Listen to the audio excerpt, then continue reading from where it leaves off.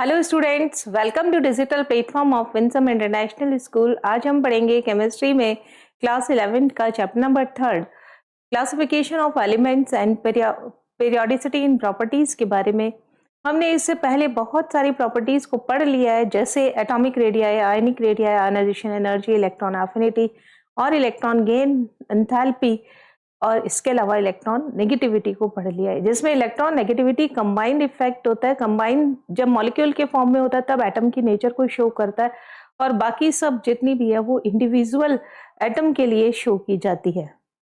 इन सब पर बेस्ड होती है हमारी नेक्स्ट प्रॉपर्टीज, जिसको हम आगे डिस्कस करने वाले हैं। देखिए, फर्स्ट है पीरियोडिसिटी ऑफ वैलेंसी। वैलेंस नहीं, इसे हम वैलेंसी कर देते हैं। और ऑक्सीडेशन स्टेट, एनामोलस बिहेवियर या anomalous properties of second period element. Only second period और फर्स्ट पीरियड के एलिमेंट्स के बीच में एनामोलस बिहेवियर होता है। This relation is called diagonal relationship. Okay, and now periodic trains and chemical reactivity पर कैसे based होता है, पीरियोडिक ट्रेंड क्या रहता है। और सबसे लास्ट हम पढ़ेंगे इसमें इनर्ट पेयर इफेक्ट। एक दो लाइन्स ही है इसकी, ज़्यादा नहीं है। This is last session for our this chapter, inert pair effect. ये चार चीज़ें हम इसमें पढ़ने वाले हैं। फर्स्ट हम पढ़ेंगे पीरियोडिसिटी ऑफ वैलेंसी और ऑक्सीडेशन स्टेट। देखिए, वैलेंसी और वैलेंसी, यहाँ पे वैलेंसी लिख दिया है, हम यहाँ वैलेंसी कर लेते हैं। वैलेंसी और ऑक्सीडेशन स्टेट्स के बारे में पढ़ेंगे हम। तो सबसे पहले जो टर्म दी गई वो क्या थी? वैलेंसी, है ना। वैलेंसी को सबसे पहले दिया गया, और अब रिसेंट में हम क्या यूज करते हैं? Oxidation state. वैलेंसी क्या होती है? कोई भी एटम अपने आउटरमोस्ट सेल में, यानी वैलेंस सेल में 8 इलेक्ट्रॉन को कंप्लीट करना चाहता है। क्यों करना चाहता है? टू ऑब्टेन स्टेबिलिटी, क्योंकि जिनके आउटर मोस्ट में 8 हो गए वो स्टेबल हो जाता है, इसलिए जैसे तैसे वो अपने आउटर मोस्ट में 8 इलेक्ट्रॉन करना चाहता है। ये 8 इलेक्ट्रॉन करने के लिए वो इलेक्ट्रॉन को लूज कर सकता है। जब वो लूज करेगा तो कैटायन बना लेगा, और या इलेक्ट्रॉन को गेन कर सकता है। जब वो गेन करेगा तो वो क्या बना लेगा? एनायन, यानी नेगेटिवली चार्ज स्पीसीज बना लेगा। और आपको मालूम है, न्यूट्रल एटम की बजाय जो कैटायन और एनायन होते हैं वो ज्यादा रिएक्टिव होते हैं, इसलिए कैटायन और एनायन इनमें आपस में ही अट्रैक्शन फोर्स लगता है और ये आयनिक बॉन्ड का फॉर्मेशन कर लेते हैं, मीन्स मॉलिक्यूल बना लेते हैं। अगर वो इलेक्ट्रॉन्स की शेयरिंग से अपना ऑक्टेट कंप्लीट करते हैं तो वो क्या बना लेते हैं? कोवलेंट बॉन्ड का फॉर्मेशन कर लेते हैं। यही चीज पहले हम वैलेंसी के बारे में पढ़ेंगे, फिर वैलेंसी पीरियोडिक टेबल में कैसे फाइंड आउट की जाती है, कैसे ऑक्सीडेशन स्टेट को फाइंड आउट किया जाता है, और कैसे हम फॉर्मूला बनाते हैं, इसे हम देखने वाले हैं। काफी चीजें इसमें 9th क्लास के अंदर भी आई थी, और हमने इस सेशन से पहले भी हमने इसको डिस्कस किया था। तो इसे बोल, वैलेंसी क्या होता है? Every atom wants to achieve 8 electron in their valence cell। अब वैलेंस सेल को बार बार कहने की जरूरत नहीं है, it is outer most shell. बहुत बार आ गया है यहाँ पर, फिर भी लिख देती हूं मैं, it is outer most shell. Valence shell बोलिए या आउटर मोस्ट सेल बोलिए, एक ही बात होती है। Every atom wants to achieve 8 electron in their valence shell. For this, या ऐसे लिख देते हैं, लास्ट पूरा कर देते sentence, to obtain stability. Now for this, इसके लिए ये क्या क्या कर सकता है? A, atom can lose outermost electron, हमेशा इलेक्ट्रॉन जो लिए या दिए जाते हैं वो आउटर मोस्ट सेल से ही लिए जाते हैं। Atom can lose outermost electron, है ना। अब आउटर मोस्ट इलेक्ट्रॉन को वो लूज करेगा, इट बिकम्स, क्या बन जाएगा ये केटायन, है ना। ऐसे लिख देंगे, ये पॉजिटिव हो गया और ये न्यूट्रल था। Now B, atom can gain, या तो लूज कर सकता है ना या गेन कर सकता है electron in outer most shell, again valence shell ही आएगा। आउटर मोस्ट का मतलब वैलेंस, इससे क्या होगा, इट बिकम्स एनायन। एनायन का मतलब क्या हो गया, नेगेटिव चार्ज, पॉजिटिव। अब पॉजिटिव और नेगेटिव आपस में इलेक्ट्रोस्टैटिक फोर्स ऑफ अट्रैक्शन करेंगे और आयनिक बॉन्ड का फॉर्मेशन कर लेते हैं। Now atom can share,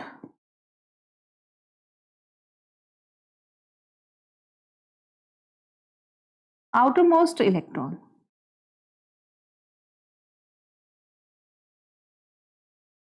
it form covalent bond,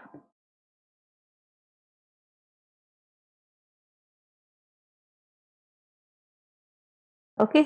जब पॉजिटिव और नेगेटिव जितना लूज करता है, जितना गेन करता है, वही उसकी क्या होती है, वैलेंसी। जितना इलेक्ट्रॉन को लूज कर रहे हैं, जितने इलेक्ट्रॉन को गेन कर रहा है, या जितने इलेक्ट्रॉन्स की शेयरिंग हो रही है, उसे ही हम क्या बोल देते हैं, उसकी वैलेंसी बोल देते हैं। नंबर ऑफ इलेक्ट्रॉन, सबसे पहले क्या लिखा आपने, lose, number of electron lose, और नंबर ऑफ इलेक्ट्रॉन गेन, क्या क्या कर सकता है वो सभी, नंबर ऑफ इलेक्ट्रॉन गेन और number of electron share,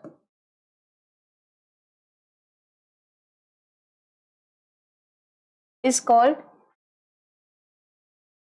valency. इसी को ही आप क्या बोलते हैं, valency. Nowadays oxidation state term is used with respect to electron negativity.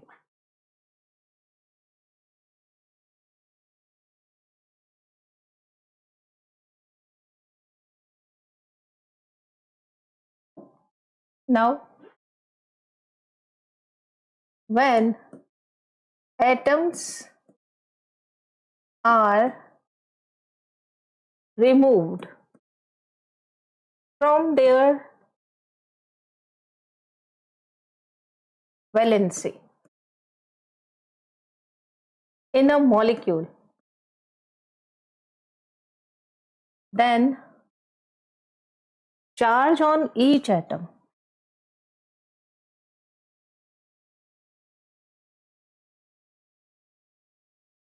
is known as oxidation state. Oxidation state बोल सकते हैं, और ऑक्सीडेशन नंबर, बहुत सारे तरीके होते हैं। इसी बुक में हम 7th चैप्टर में पढ़ने वाले हैं इसे, कि कैसे इसे फाइंड आउट किया जाता है, ऑक्सीडेशन नंबर ना।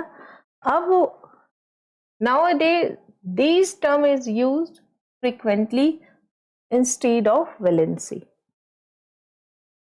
यहां पे मैं लिखती हूं valency of representative element. Representative element कौन से होते हैं, S and P block, group number 1, 2, 13, 14, 15, 16 and 17। S and P block element, इसको हम बोलते हैं रिप्रेजेंटेटिव, एक्सेप्ट ग्रुप 18। ग्रुप 18 को हटा देना है, उसके बाद एस और पी के जितने भी एलिमेंट्स होते हैं जितने भी ग्रुप हैं उसे ही हम क्या बोलते हैं, रिप्रेजेंटेटिव एलिमेंट। यहाँ पे मैं लिखती हूँ ग्रुप नंबर, दूसरा पेन ले लेते हैं, पहले लिख देते हैं यहाँ पर group number 1, 2, 13, 14, 15, 16, 17. These are representative element. ये ध्यान रखना है, कई बार ऐसे पूछ लिया जाता है कि रिप्रेजेंटेटिव एलिमेंट में कौन कौन शामिल होता है, तो आपको पता होना चाहिए। यहाँ पे मैं लिख देती हूँ period number second. Period number second के एलिमेंट्स लिख देती हूँ, lithium, beryllium, boron, carbon, nitrogen, oxygen, fluorine. Now neon नहीं आएगा। अब जब हम यहाँ पर इसका इलेक्ट्रॉनिक कॉन्फ़िगरेशन की बात करेंगे, किसकी बात करेंगे, इलेक्ट्रॉनिक कॉन्फ़िगरेशन, इसी की बात कर रहे हैं। शॉर्ट में क्या लिख देते हैं, इसी, थोड़ा सा इसको इधर की तरफ लिखते हैं, इलेक्ट्रॉनिक कॉन्फ़िगरेशन। शॉर्ट में क्या बोलते हैं, इसी। इसी क्या है इसका, 1s2, ओनली लास्ट का लिख देते हैं, आउटर मोस्ट ही लिखते हैं, 2s2, 2s1, 2s2, 2 तो चल ही रहा है, s2p1, 2p1 हो गया, 2s2, 2p2, p2 लिख देते हैं ओनली, क्योंकि इस जगह कम घेरेगा, 2s2p3, 2s2p4, 2s2p5। यानी वैलेंस इलेक्ट्रॉन यहां पर कितने हैं, वैलेंस इलेक्ट्रॉन कितना, 1, 2, 2 + 1 यानी 3, 2 + 2 ये रहा 2, ये रहा 2, 4, 2 + 3 यानी 5, 2 + 4 यानी 6 एंड 2 + 5 यानी 7। अब मुझे इसको 8 इलेक्ट्रॉन बनाना है। 8 इलेक्ट्रॉन बनाने के लिए इसकी वैलेंसी देखिए क्या होगी, they can lose electron, 1, 2, 3 lose electron, 4 number share electron, 15, 16, 17 gain electron, है ना। तो इसका +1, पेन चेंज कर लेते हैं अगेन, +1, +2, +3, 4 यानी शेयर 4 इलेक्ट्रॉन। ये क्या कर रहे हैं, लूज इलेक्ट्रॉन, ये इलेक्ट्रॉनों को लूज कर रहे हैं। तब बना आपके पास है 1, 2, 3 + 1 + 2 + 3, एक इलेक्ट्रॉन लूज किया, 2 किया, 3 किया, ये शेयर करते हैं। ये -3, -2, -1 ये क्या कर रहे हैं, गेन इलेक्ट्रॉन। तभी तो ये 8 कंप्लीट हो पा रहे हैं, है ना। इट मीन्स जो इनका ग्रुप नंबर है वही इसका वैलेंसी होगा। ग्रुप नंबर 2 वैलेंसी भी कितनी होगी, 2। ग्रुप नंबर 13 वैलेंसी कितनी होगी, 3, है ना। अब आगे जाए, 4 वाला न तो 4 गेन कर सकता है, न 4 लूज कर सकता है, इसलिए 4 इलेक्ट्रॉन की शेयरिंग करेगा। जो शेयरिंग करता है वो कोवलेंट बॉन्ड का फॉर्मेशन करता है। नाइट्रोजन कितना आएगा आपके पास, -3 इलेक्ट्रॉन, यानी 15 - 18। या आप इसको ऐसे भी कर सकते हैं, ग्रुप नंबर कितना है और कितना इलेक्ट्रॉन चाहिए आपको, 5 इसका ग्रुप नंबर है, -8 यानी 3 आ जाएगा, 6 - 8 यानी -2, 7 - 8 यानी -1। It means group number 1, 2 and 3 ये क्या कर रहे हैं, form cation, loose electron and form cation, cation बनाते हैं। 3 की जगह लिख देते हैं 13, समरी है ये।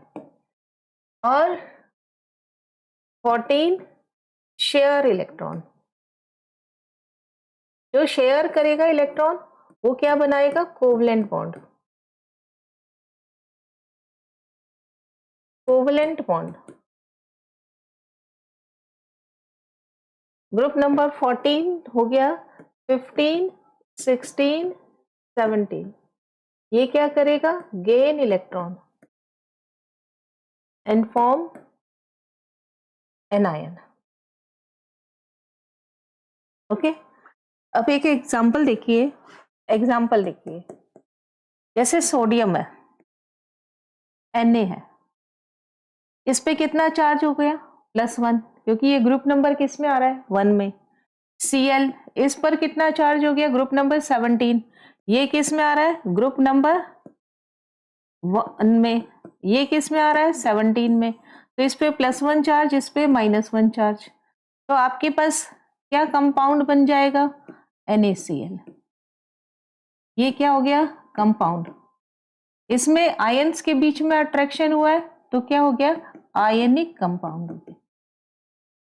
सिमिलरली एक और एग्जांपल देखते हैं हम।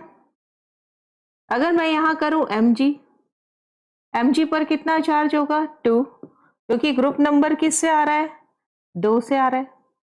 ऑक्सीजन, ये किससे आ रहा है, ग्रुप नंबर, देखो पीछे किससे आ रहा है, ग्रुप नंबर, ऑक्सीजन किससे आ रहा है, ग्रुप नंबर 16 से आ रहा है।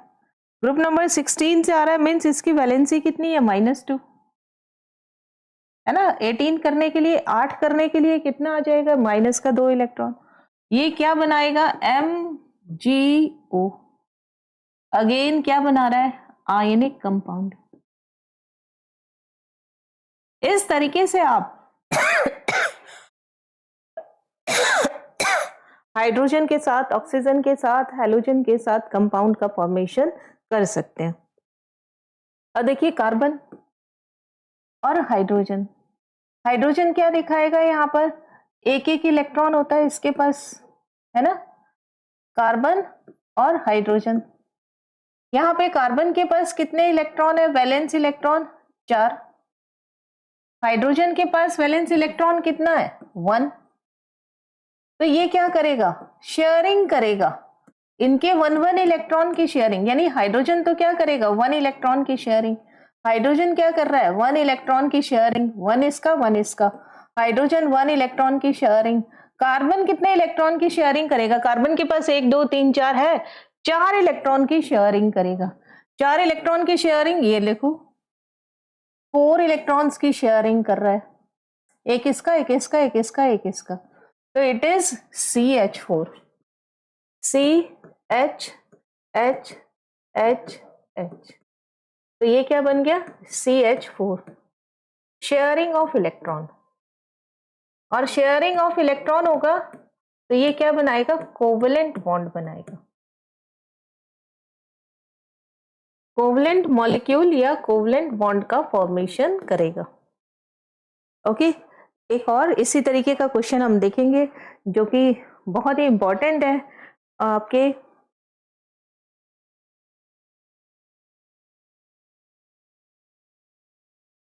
जैसे Al,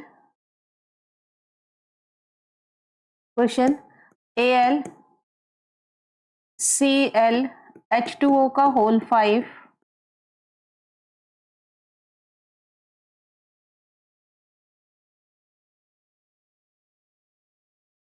Al Cl H2O का होल 5 +2। अब आपको बताना है इसमें इसका ऑक्सीडेशन नंबर कितना है और इसका क्या बताना है आपको, कोवैलेंसी कितनी है। कोवैलेंसी का मीनिंग क्या होता है और इसका मीनिंग क्या होता है। देखिए ऑक्सीडेशन स्टेट कैसे होता है, अभी आपको बताया नहीं है मैंने, यह इसी से बता रही हूं मैं कि ऑक्सीडेशन स्टेट कैसे निकालते हैं। आप जितने भी मॉलिक्यूल्स है, जितने भी एटम्स है, उनको विद चार्ज सेपरेट कर दो। कैसे सेपरेट कर दें, जैसे एल्यूमिनियम है, ये बना रहा है 6, है ना, एक तो कौन है इसके पास, H2O तो कितने हैं, 5 H2 है, है ना, और एक क्या है इसके पास Cl, एक क्या है इसके पास Cl। अब Cl पे कैसा, H2O में, H2O पे कोई चार्ज नहीं होता है ना, तो इसका कोई चार्ज नहीं है, neutral, it is neutral, it is neutral, it is neutral, it is neutral. H2O क्या होता है, न्यूट्रल, कोई चार्ज नहीं होता है, नो चार्ज, यानी नो चार्ज का मतलब न्यूट्रल, तो इसको तो विदाउट चार्ज हटाएंगे। और Cl जो आया है आपके पास, ये Cl, इसका क्या हो गया, -1 चार्ज होता है, Cl -1 चार्ज है इसका, तो इनको हम हटा देंगे। एल्यूमिनियम पे ऑलरेडी कितना है, +2, एल्यूमिनियम पे कितना चार्ज है यहाँ पर, +2। अब इसका माइनस गया तो इसका भी वापस +1 आ गया, तो इसका ऑक्सीडेशन स्टेट देखिए कितना है, +1 +2, कितना हो गया यहाँ पे 3, कितना प्लस का 3। ऐसे ही एल्यूमिनियम पर तो ऑक्सीडेशन स्टेट हो गया 3। Covalency means number of bond, number of bond कितने, 1 2 3 4 5 6, तो कोवैलेंसी कितनी हो गई इसकी, 6। एक एग्जांपल यहाँ पे H2SO4 का ले लेते हैं, H2SO4, H2SO4 सल्फर,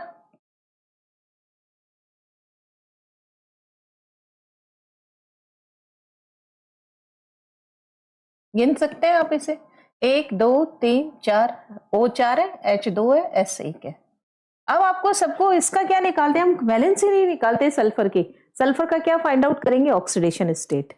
देखिए कितनी मजेदार बात है, जब हमें मॉलिक्यूल को बनाना है तब तो हम क्या देख रहे हैं, वैलेंसी, और जब हमें उस मॉलिक्यूल, बने हुए मॉलिक्यूल से किसी पर चार्ज फाइंड आउट करना है कि इसने कितने इलेक्ट्रॉन्स को यूज किया है एक्चुअली में, है ना, कितने इलेक्ट्रॉन्स इसके पास है, तो सबको हटा दो। ये हटाना किस हिसाब से, वैलेंसी और इलेक्ट्रॉन नेगेटिविटी के हिसाब से। मुझे यहाँ पे क्या मालूम करना है, ऑक्सीडेशन नंबर ऑफ सल्फर, कैसे फाइंड आउट करेंगे, S का, एंड ऑक्सीजन एंड हाइड्रोजन, ये मेरा क्वेश्चन है। अब कैसे फाइंड आउट करें, देखो यहां पे सल्फर है, ये ऑक्सीजन, En ऑफ ऑक्सीजन ज्यादा होती है En ऑफ सल्फर से, En ऑफ ऑक्सीजन ज्यादा होती है, En इलेक्ट्रॉन नेगेटिविटी पढ़ ली हमने, En ऑफ ऑक्सीजन ज्यादा होती है En ऑफ हाइड्रोजन से। इट मीन्स इन दोनों के बीच में जो बॉन्ड होगा इस पर डेल्टा क्या आ जाएगा, पॉजिटिव।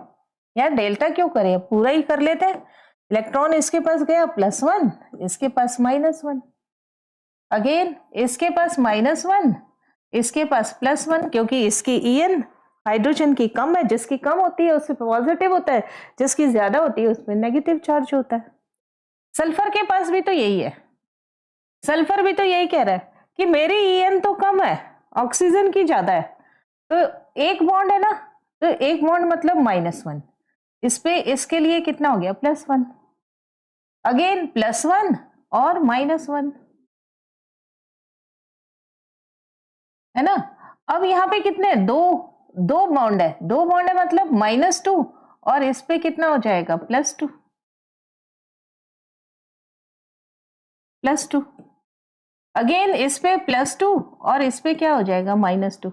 अब आप देखिए सभी ऑक्सीजन पे -1 -2 हो गया, -2 -2 -2, सारे ऑक्सीजन पे कितना, -2, तो ऑक्सीडेशन नंबर ऑफ सल्फर कितना हो गया, देखिए +2 +2 +1 +1, कितना हो गया, प्लस का 6। ऑक्सीडेशन स्टेट के साथ प्लस और माइनस लगाना जरूरी है। Now oxidation number of oxygen, each oxygen 4 है ना सभी के पास, माइनस का 2 है। Oxidation number of each hydrogen, हर एक हाइड्रोजन का कितना है आपके पास, +1। समझ आ गया आपको। इस तरीके से हमें स्ट्रक्चर से अगर किसी के ऊपर मुझे चार्ज निकालना हो तो मैं क्या करूंगी, बाकी सबको सेपरेट कर दूंगी विद चार्ज। और चार्ज कैसे आएगा? इलेक्ट्रोनेगेटिविटी के हिसाब से। इलेक्ट्रोनेगेटिविटी प्रॉपर्टी आपने पढ़ ली है। तो इस तरीके से आपने देखा कि पीरियोडिसिटी में अगर मैं इसकी देखूं वैलेंसी की, तो आप देखिए जैसे जैसे आप इधर की तरफ जा रहे हैं, मीन्स 8 की तरफ जा रहे हैं, वो इलेक्ट्रॉन को क्या कर रहा है? गेन, यानी वैलेंसी कम होती जा रही है। और अल्टीमेट क्या हो रही है? 0। +1 +2 +3 एक बार बढ़ेगी, फिर क्या होगी? कम होगी, और फिर अल्टीमेट 0 हो जाएगी। पहले इंक्रीज और फिर decrease, first increase then decrease. Valency up to down जाने पर सेम रहती है, टॉप टू बॉटम हर में क्या रहेगी? +1 +2 +3। क्या valency train of valency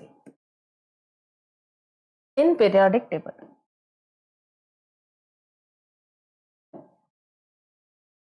in periodic table क्या रहेगी? ये देखिए पीरियोडिक टेबल की अगर मैं बात करूं, अगर मैं lithium, sodium, potassium, rubidium, caesium इसकी बात करूं तो सबकी कैसी है? +1। वैलेंसी इनकी क्या है? +1, यानी ग्रुप में सेम रहती है, विद इन ग्रुप सेम रहेगी। और जब आप लेफ्ट टू राइट जाते हैं, beryllium, boron, carbon, nitrogen, oxygen, fluorine और नियॉन, नियॉन तो छोड़ दे, तो ये क्या हो गई? +2 +3 शेयर है ना, -3 -2 -1, यानी first increase, first valency increase, then valency decrease, और अल्टीमेट क्या होती है? 0, है ना। When you move left to right, when we move left to right, valency first increase then decrease. Now we start anomalous properties. Anomalous properties से पहले एक effect और पढ़ लेते हैं, इनर्ट पेयर इफेक्ट, यहीं पर ही। इनर्ट पेयर इफेक्ट ये कहां होता है? इन पी ब्लॉक। पी ब्लॉक में क्या होगा? इन P block elements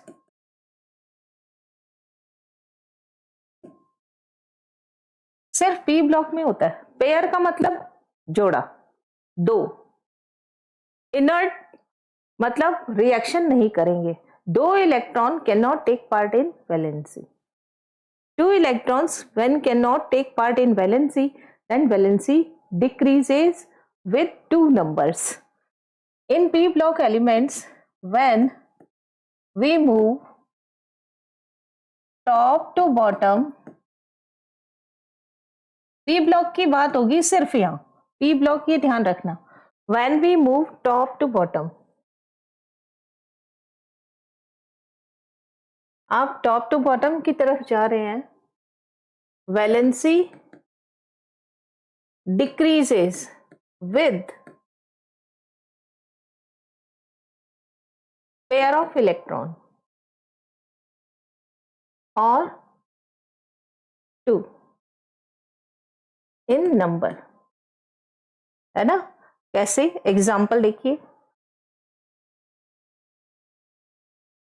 group number 13, boron, aluminium, gallium, indium और थैलियम।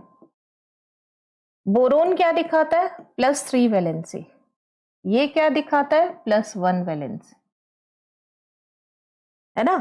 एल्यूमिनियम भी क्या दिखाएगा? +3 वैलेंसी दिखाएगा। It shows +3 and +1 both. It shows also +3 and +1, but stability किसकी ज्यादा होगी? +3 की ज्यादा है, +3 की ज्यादा है, +3 की ज्यादा है, +1 की ज्यादा है, +1 की ज्यादा है। अब आप देखिए वैलेंसी डिक्रीज हो रही है, +3 से +1 में आ रही है। इट मीन्स इसमें ये इलेक्ट्रॉन कम देंगे, और जो इलेक्ट्रॉन कम देते हैं they are reducing in nature. क्या बोल रही हूं मैं? इन बोरोन फैमिली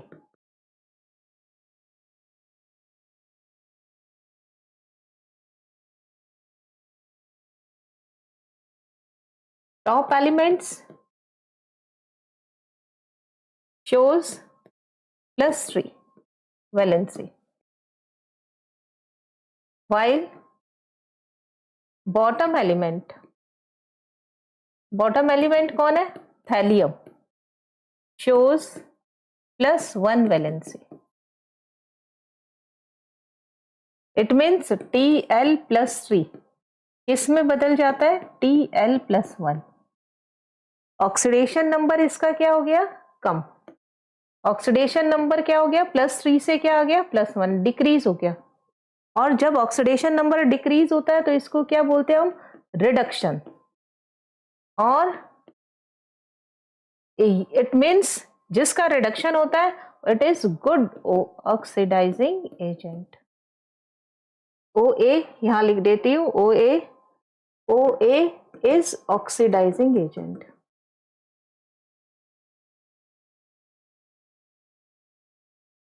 यानी दूसरे का ऑक्सीडेशन कर देगा. +3 से +1 ये इसका रिडक्शन हो गया. Reduction means good oxidising agent. Oxidation number का डिक्रीज होना क्या कहलाता है? रिडक्शन. और जिसका रिडक्शन होता है वो क्या होता है? Oxidising agent. सिमिलरली अगर एक और एग्जाम्पल की बात करूं मैं यहां पर, दूसरा एग्जाम्पल अगर मैं बात करूं बोरोन के बाद में carbon family. Carbon, silicon, germanium, arsenic and lead. Pb. Carbon share electron 4 electron, silicon +4, germanium +4, arsenic +4 +2. It shows +2. +4 unstable होता है. इट मीन्स क्यों होता है इसका ये भी सुनो. अगर मैं इसका इलेक्ट्रॉनिक कॉन्फ़िगरेशन देखूं तो 2s2 2p2. आगे कोई ना कोई इनर्ट गैस होती है. यहां पे कौन सी इनर्ट गैस है? हीलियम.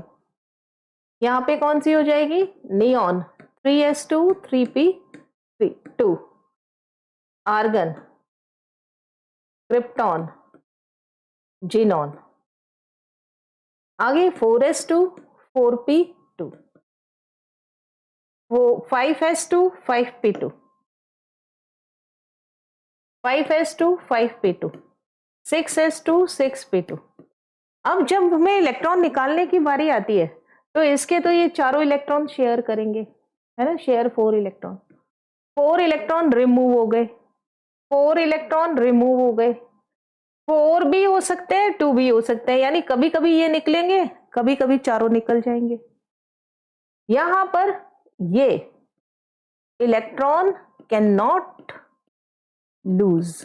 प्लस है ना, प्लस कब आएगा? Electron can not lose. So they are inert. This effect is known as inert pair effect. This effect is known as inert pair effect. कि S के 2 electron can not take part in valency.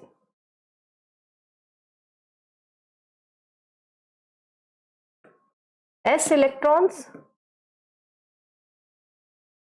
NS electron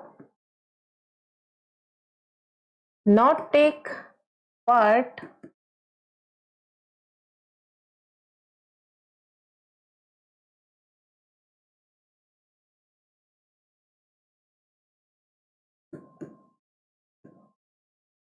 in valency.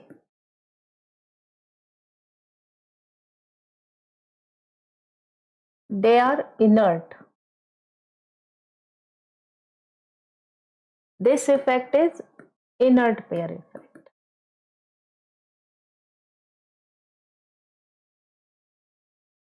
It means Pb +4 नहीं बनाता. क्या बनाता है? +2. Pb +4 जल्दी से तुरंत से Pb +2 बना लेगा.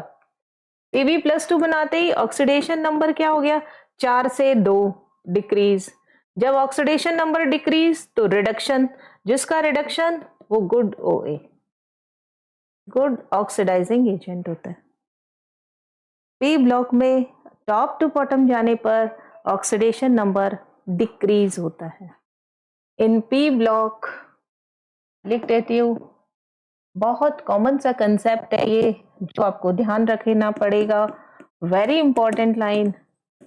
इन पी ब्लॉक में क्या होता है, on moving top to bottom oxidation number decreases और वैलेंसी डिक्रीजेस, वैलेंसी भी बोल सकते हैं, है ना, वैलेंसी और oxidation number decreases. while in D block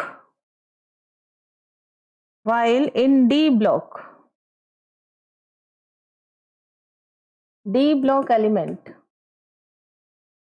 D block कहां से कहां तक होता है, 3rd to 12th, group number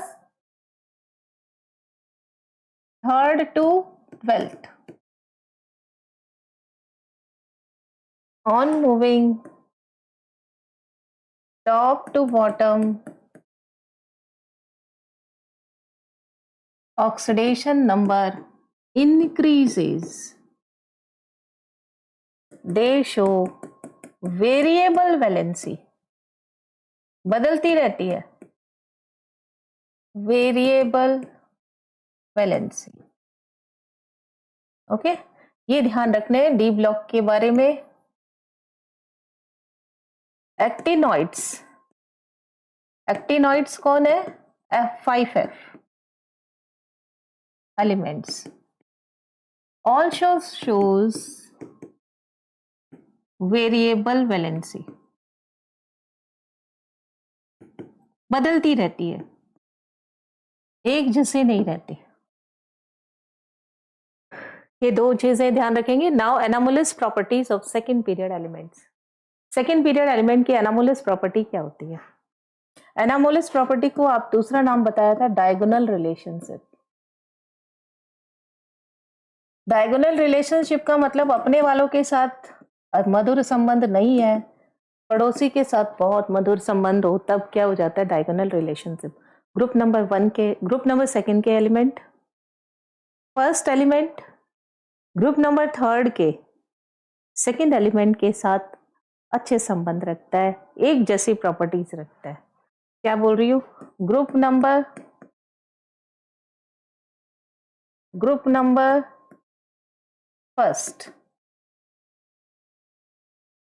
first element, ऐसे लिख देती हूँ, first element of group number first, element of group number first have similar property, similar properties रखता है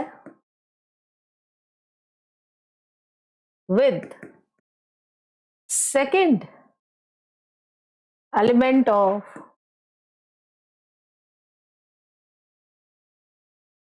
group number second and so on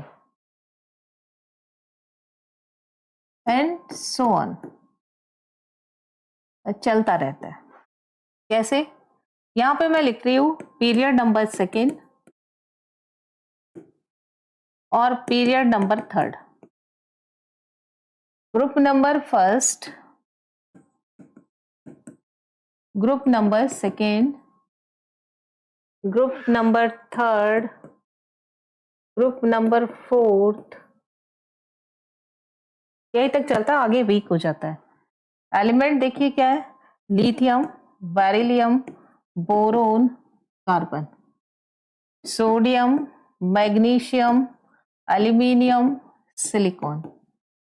relation देखिए किनके साथ रहने वाले हैं, लिथियम का रिलेशन मैग्नीशियम के साथ। First element of group number first have similar properties with second element of group number second. Now second का 3rd के साथ, 3rd का 4th के साथ, ऐसे रिलेशन रहते हैं। है ना। Lithium has similar properties with lithium, with magnesium.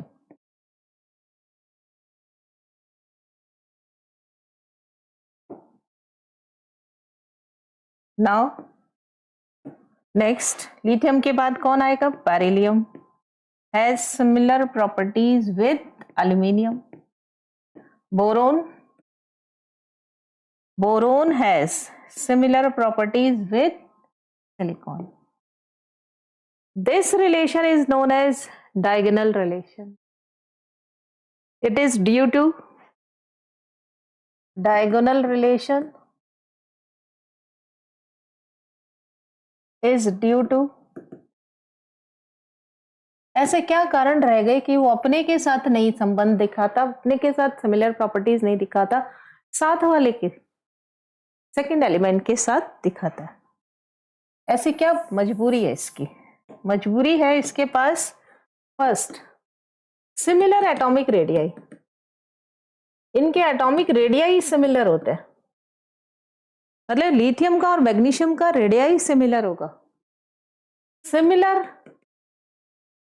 Electron negativity, दोनों की इलेक्ट्रॉन नेगेटिविटी भी सेम होती है, En सेम होती है। और तीसरा चार्ज अपॉन रेडियाई, जो रेशो है वो लार्ज होता है, हाई होता है। इस वजह से ये डायगोनल रिलेशनशिप दिखाते हैं। एक एग्जांपल देखिए, बेरिलियम लिथियम क्या दिखाता है? Lithium shows covalent compound, lithium form कर देती हूँ, lithium form covalent compound.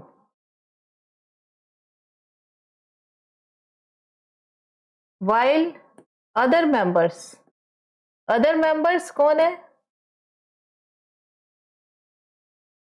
Sodium, potassium, rubidium, caesium shows, या फॉर्म कर देती हूँ, फॉर्म आयनिक कंपाउंड। देखो कितना कितना इंपॉर्टेंट है। बाकी कह रहे हैं कि मैं आयनिक बनाऊंगा, लिथियम कहता है भैया तुम जाओ बाढ़ में, मैं तो कोवलेंट बनाऊंगा, मुझे मैग्नीशियम के जैसा दिखना है ना। तो डायगोनल रिलेशनशिप सिमिलर रेडियाई है, सिमिलर इलेक्ट्रॉन नेगेटिविटी है, चार्ज अपॉन रेडियाई रेशियो जो है वो हाई होता है। इस वजह से ये एनामोलस बिहेवियर शो करते हैं। Now periodic trends and chemical reactivity.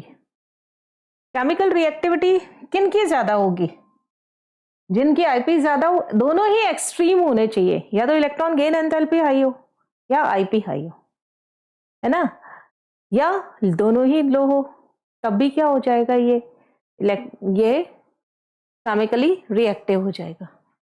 देखिए इन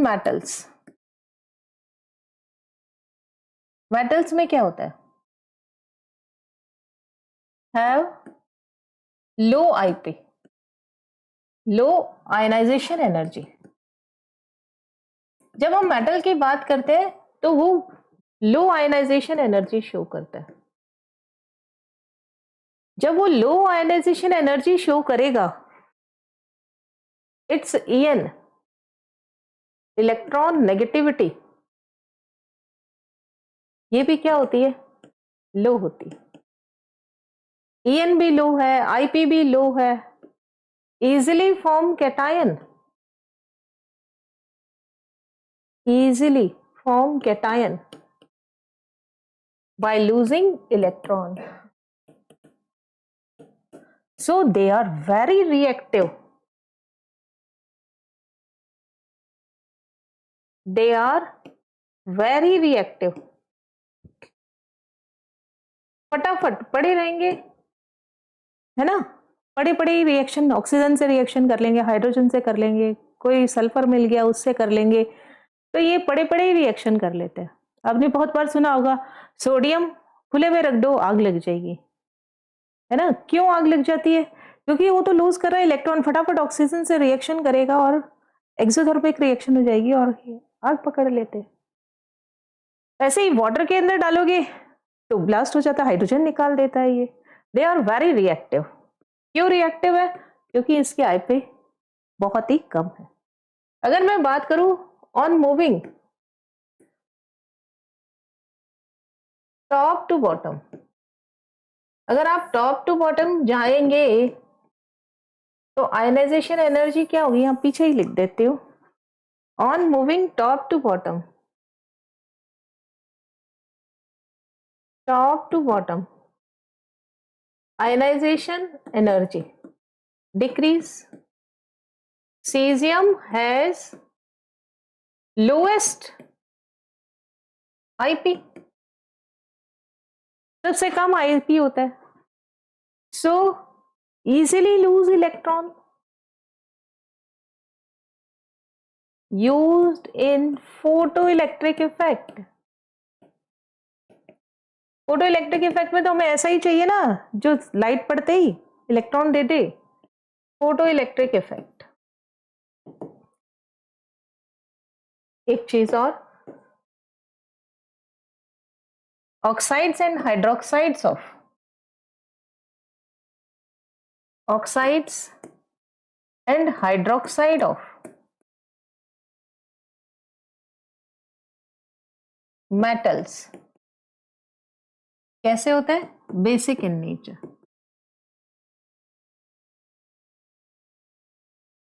एग्जाम्पल देखिए, NaOH, NaOH, this bond has more ionic character. This bond has more ionic character. इसलिए जैसे ही पानी में डालोगे ये क्या देगा? Na प्लस और OH minus. It gives OH minus. This solution gives OH minus ions. So NaOH is basic in nature. अब बात करते हैं हम नॉन मेटल्स की। While in नॉन मेटल्स, जब हम नॉन मेटल्स की बात करते हैं तब हम IP की बात नहीं करते, क्योंकि नॉन मेटल क्या करते हैं? Easily gain electron. तब हम इलेक्ट्रॉन गेन एंथैल्पी की बात करते हैं। हाई नेगेटिव गेन एंथैल्पी क्या हो गया ये? They have high negative electron gain enthalpy. High negative. इसके अलावा क्या हो गया? इलेक्ट्रॉन गेन करने के साथ साथ have highest electron negativity.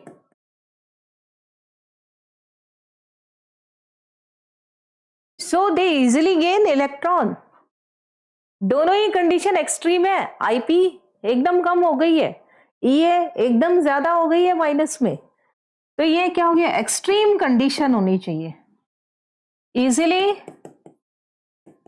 Gain electron and form anion. क्या बना देने वाले हैं ये? Anion. So they are very reactive.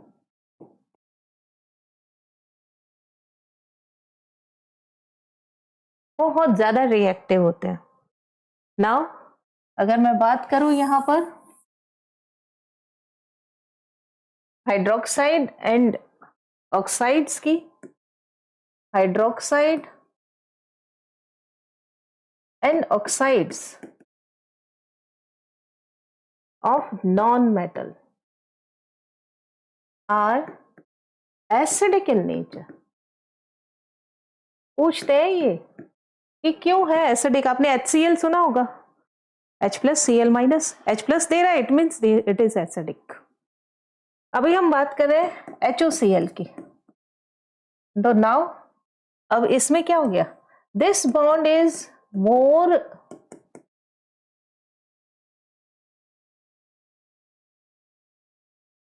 ionic, this bond has more ionic character. More ionic character, इसका मतलब क्या हो गया, आप पानी डालोगे तो ये कैसे टूटेगा, H plus OCl minus, it gives H plus ions. This solution aqua solution हो गया ना, gives H plus ions. So it is HOCl is acidic in nature.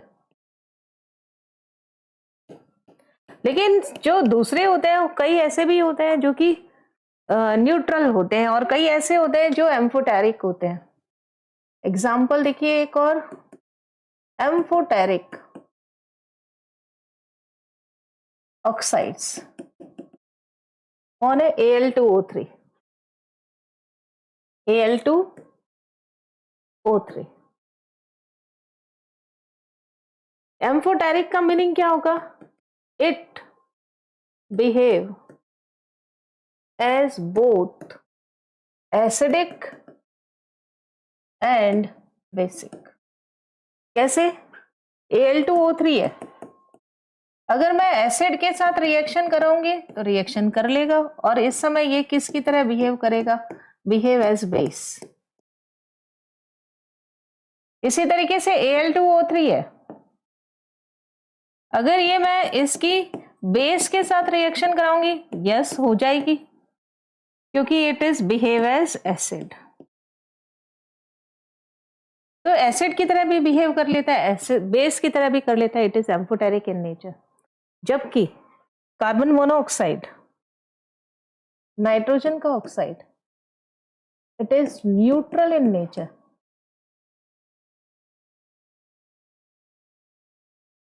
Neutral होता है, means they neither behave as acidic nor basic.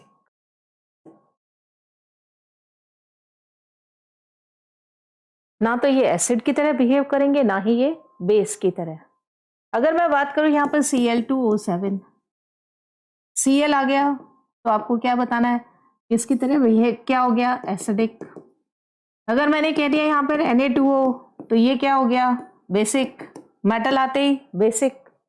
कुछ एक specific example है जिसे आपको ध्यान रखने पड़ेंगे कि ये एम्फोटेरिक की तरह बिहेव करता है या फिर न्यूट्रल की तरह बिहेव करता है, और न्यूट्रल और एम्फोटेरिक में क्या फर्क होता है. तो आपने देखा यहाँ पर कोवलेंट अगर कोई कंपाउंड है, सॉरी अगर यहाँ पर केमिकल रिएक्टिविटी की बात करेंगे तो मेटल्स अगर एक्सट्रीम कंडीशंस में है तो वो रिएक्टिव होगा, नॉन मेटल भी रिएक्टिव होगा, लेकिन सेंटर मेटल जो होंगे वो नॉन रिएक्टिव होते हैं, इतने ज़्यादा रिएक्टिव नहीं होते.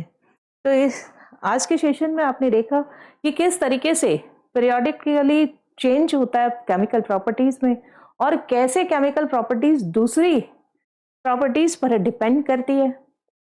इसके साथ ही ये चैप्टर भी कंप्लीट हो गया. नेक्स्ट सेशन में हम इसके क्वेश्चन आंसर्स देखेंगे. आज के सेशन में इतना ही.